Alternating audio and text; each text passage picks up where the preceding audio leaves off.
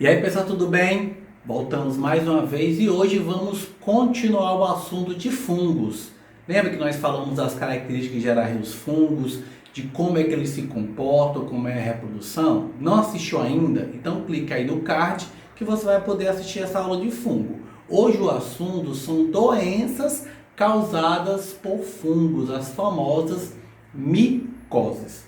Estão prontos? Então vamos lá. Os fungos são agentes infecciosos muito interessantes. Eles, no geral, conseguem infeccionar ou parasitar indivíduos e não lhe causarem desconforto ou grandes problemas. Principalmente porque a sua infecção, a área que ele vai colonizar, ela é uma área morta. Então, no geral, os fungos são parasitas que conseguem proliferar numa área sem causar muito dano. Então vamos falar de algumas doenças causadas por fungos. A primeira doença que nós vamos falar é a pitiriase versicolor, que é o famoso pano branco. Exatamente, aquelas manchas esbranquiçadas, aveludadas que aparecem muitas vezes como agentes infecciosos. Interessante, ela não coça, né? Não dói, por isso o comentário anterior. Se você pode passar vários anos com um pano branco e o problema maior que ele causa em você é uma questão estética, né? Quem é o agente que causa esse pano branco? É o fungo chamado Malassezia fulfor. Esse fungo contamina os indivíduos ou por contato direto das áreas contaminadas com a pessoa ou a pessoa tocar em um local que foi contaminado por esse fungo, geralmente por pessoas que já vieram contaminadas. Então, um local que você toca, esse fungo está na sua mão, você toca na sua pele ou por contato direto, abraçar pessoas contaminadas. Quais são os principais sintomas? Esse fungo ele gosta muito de áreas gordurosas, então ele vai se espalhar em áreas que tem glândulas sebáceas, como o rosto, pescoço, tronco e abdômen. Ou seja, essa área onde houver liberação de gordura, e quanto mais gordura cutânea houver para ser liberada, maior a proliferação desse fungo no local. Como é que você pode tratar esse fungo, tá? Você pode tratar esse fungo com pomadas antifúngicas ou comprimidos antifúngicos. O mais conhecido é o cetoconazol. Agora nós vamos falar de um fungo chamado piedra negra, e o agente causador dessa parasitose é o fungo Piedraia orteae. Interessante desse fungo é que ele é um fungo que é transmitido por objetos contaminados como pentes, às vezes aparelhos de cabelo, tá? Ou áreas contaminadas que você dá um propenso benefício para aquele fungo. Fungo, no geral, ele gosta de local quente, porque acelera o seu metabolismo e a sua reprodução, e úmido, que ajuda a sua proliferação. Então, muitas vezes, de costume, as mulheres têm o costume de lavar o cabelo à noite e dormir com o cabelo molhado. Ou lavar o cabelo, tomar um banho, molhar o cabelo e não enxugar o cabelo direito. Um cabelo úmido, se esse fungo ele se localizar nesse cabelo, o que ele vai começar a causar no cabelo feminino ou no cabelo masculino? Eu usei o cabelo feminino não é porque esse fungo ele dá apenas em mulheres, e sim porque como a mulher tem um cabelo mais longo, ele é mais difícil de secar. Um homem ele toma banho, lava o cabelo, passa ali a toalha, em poucos minutos o cabelo está seco. E isso atrapalha a proliferação do fungo. Como a mulher tem um cabelo longo, demora mais a secar. Então qual é o sintoma? Como é que você sabe que está com esse fungo? No cabelo começa a aparecer pequenos nódulos escurecidos, por isso piedra negra, um ponto negro. Muitas mulheres chegam a chamar esses pontinhos de parasitas e outras pessoas chamam até de lêndia, mas não tem nada a ver com a lêndia, com o ovo do piolho, nem tem nada a ver com um parasita animal. Nada mais é do que um fungo que está se desenvolvendo uma hifa no seu cabelo, certo? E realmente ele acaba sendo um parasita. Então do que ele vai se alimentar? Da gordura das glândulas sebáceas da cabeça, tá? Que acaba se espalhando no cabelo, né? As mulheres ficam, meu cabelo hoje está meio oleoso, está pesado. É natural. Então ele vai lá se alimentar disso. Muitas mulheres têm até a mania de ficar catando, né, esses parasitas e puxando o fio. Elas alegam que ao fazer isso, tá, diminui a proliferação. Realmente, diminui a proliferação. Realmente, diminui a proliferação. Se você deixar esses nódulos e o cabelo úmido, ele vai passar para outros fios mais facilmente. Mas qual é a melhor maneira de você tratar? Tá? Lavar o cabelo com antifúngico, principalmente se você já tiver, né, com essa infecção, ou cortar o cabelo, melhor do que arrancar o bulbo, cortar o cabelo em uma determinada altura, que evite, que retire esse fungo do cabelo. Isso facilita aí o controle da proliferação desse fungo. Agora nós temos aí a pietra branca. Falamos a pietra negra, vamos falar da pietra branca. O que é a pietra branca? É muito semelhante à pietra negra, só que quem causa ele é outro fungo, o Trichosporo bengueli. Esse fungo, ele tem características iguais. Você vai pegar ele por contato, dormir em coxas, né, em travesseiros, deixar o cabelo úmido, usar peitos contaminados, tá? Chapéus, ou, né, deixar aquele cabelo, dormir com aquele cabelo molhado por muito tempo. O que é que vai acontecer? Vai aparecer nódulos no seu cabelo, só que agora, em vez de ser um nódulo escuro, ele é um nódulo pastoso, um nódulo claro, tá? Muitas pessoas até alegam que aquilo ali pode ser um cabelo branco, mas claramente quando aquele cabelo vai aumentando, você nota que ele tem uma coloração muitas vezes amarelada. Isso é perigoso. Mulheres que têm a mania de lavar e deixar o cabelo úmido e amarrar, se você vê uma mancha esbranquiçada, amarelada aparecendo no seu cabelo, investigue. Aquilo ali não necessariamente é um cabelo branco.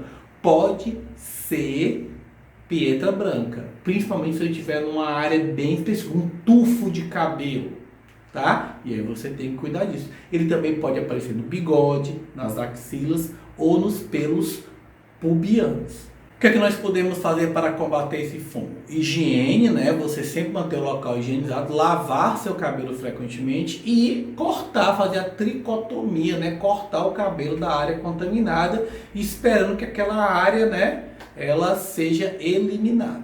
Vamos falar agora da tricomicose nodular, causada pelo fungo Nocardia alternus. Esse fungo tem como característica ser transmitido a partir do momento que você tem contato com áreas contaminada. Então você vai ter um contato com uma pessoa, uma área contaminada, esse fungo pode passar para você. Lembrando para você que não necessariamente ao tocar ou ao ter contato com o fungo, você vai se contaminar. Você também tem que dar toda a condição para aquele fungo proliferar. Quais são os sintomas? Vai aparecer pequenos nódulos disseminados pelos pelos ou da axila ou dos pelos pubianos. Então se você tem, né, a má higienização das axilas, dos pelos pubianos, deixa os cabelos crescer demais, não faz tricotomia, não lava com frequência e se lava, deixa o local úmido, esse fungo ele vai se proliferar e vai causar o que naquele local? Ele vai causar uma disseminação fúngica,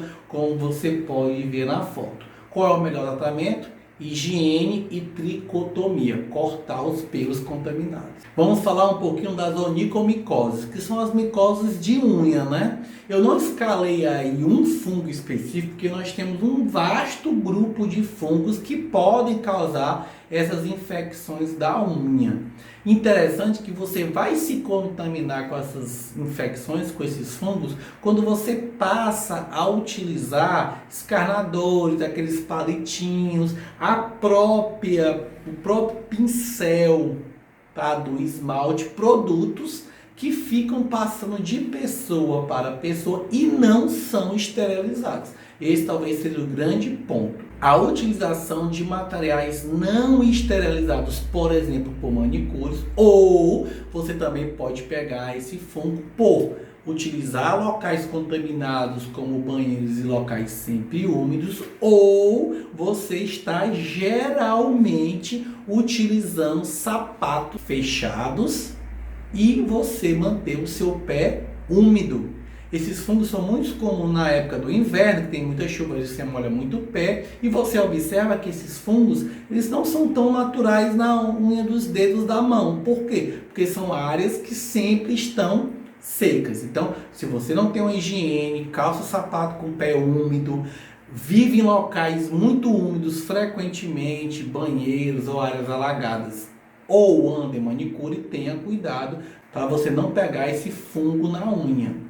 No geral, você vai ter unhas corroídas, frágeis, filamentosas e de fácil observação de fragilidade, né? E o melhor tratamento contra esse processo é você utilizar esmaltes antifúngicos.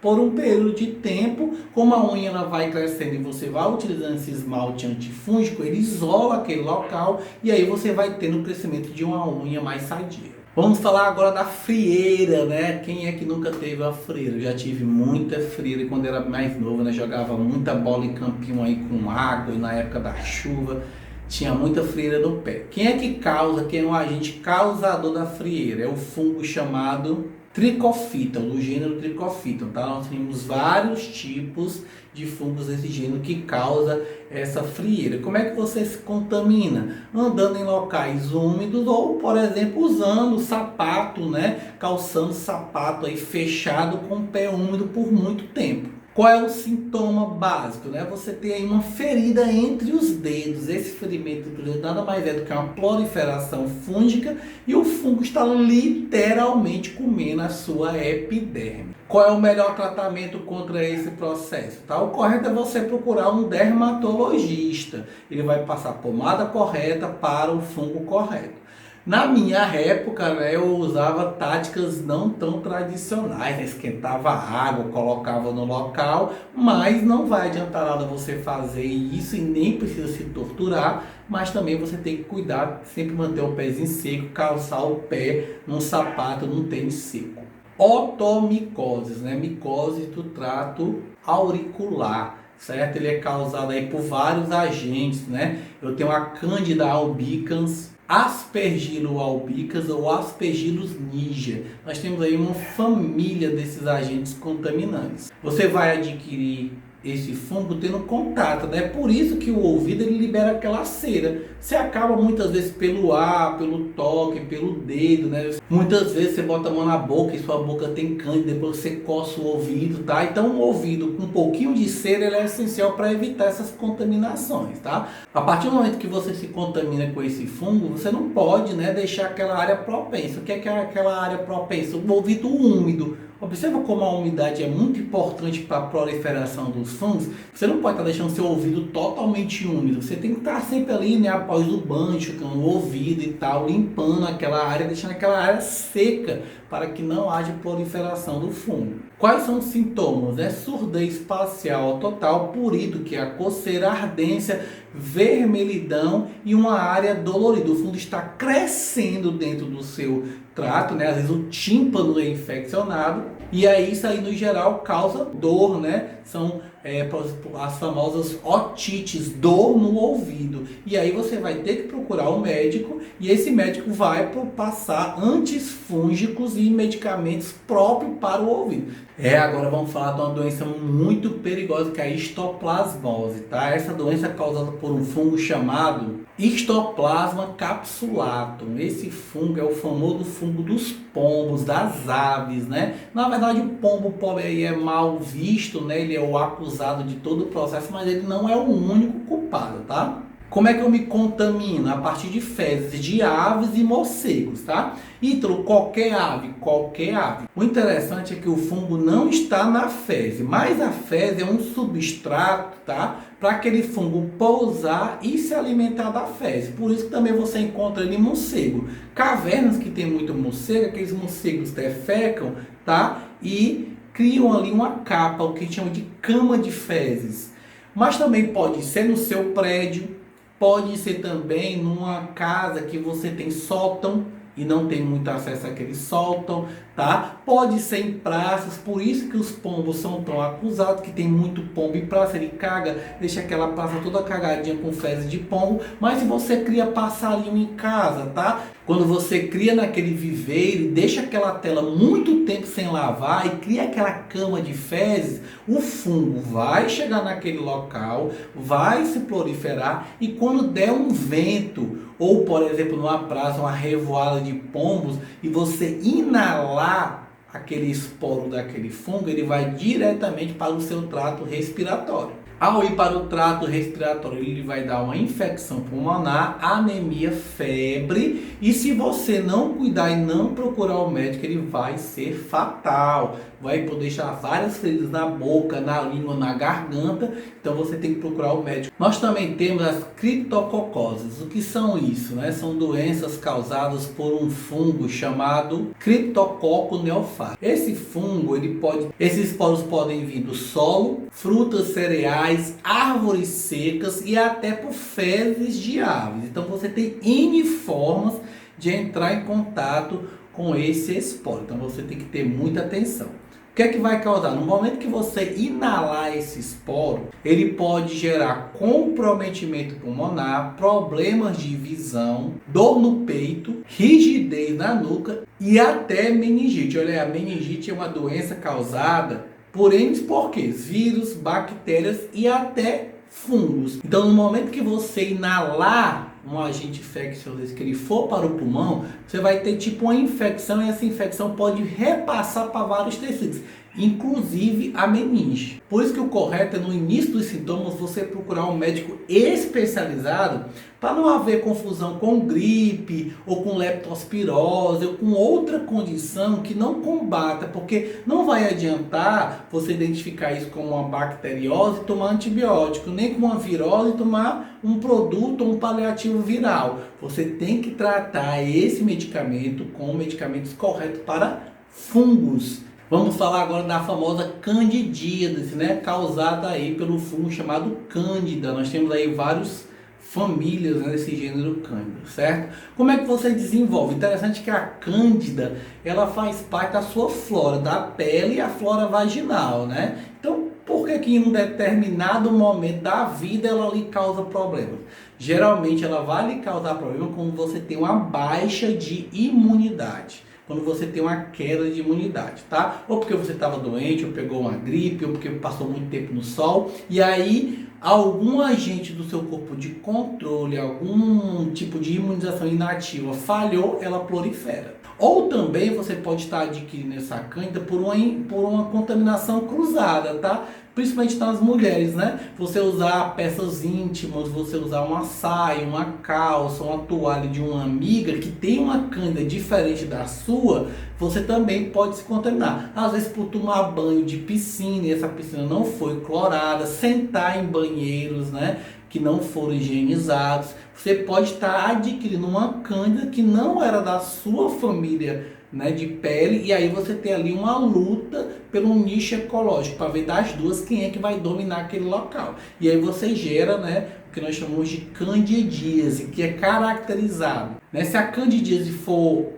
oral, tá? Você vai ter placas brancas no canto da boca, lembrando aftas, ou então nos lábios, né? Você vai ter um crescimento dessas placas esbranquiçadas, que nós popularmente chamamos de sapinho. Ah, então o sapinho é muito comum em criança, né? Exatamente. Em algum momento aquela criança não estava com a imunidade totalmente formada e essa cândida começou a proliferar, e aí você tem que tratar geralmente com um antifúngico chamado nistatina. Se essa candidíase ela for vaginal, né? Você vai ter ardência, prurito, dores no local, até que começa a fazer lá um corrimento, né, esbranquiçado fético, parecendo, lembrando nata, mostrando que aquilo ali está com uma infecção, um desenvolvimento fúngico, tá? Qual é a forma de tratamento? Produtos antifúngicos. Ah, eu tô com uma candidíase na boca, aí você usa uma nistatina oral. Ah, eu estou com uma candidíase vaginal, você usa uma pomada vaginal à base de nistatina. Aí você vai e trata aquele produto. Bem, pessoal, essa foi nossa aula de hoje. eu procurei as doenças fúngicas mais comuns do nosso dia a dia. Eu espero que eu tenha ajudado a vocês com algum tipo de conhecimento. E nós vamos nos encontrar na próxima aula, na sequência, e vamos falar um pouquinho de protozoário.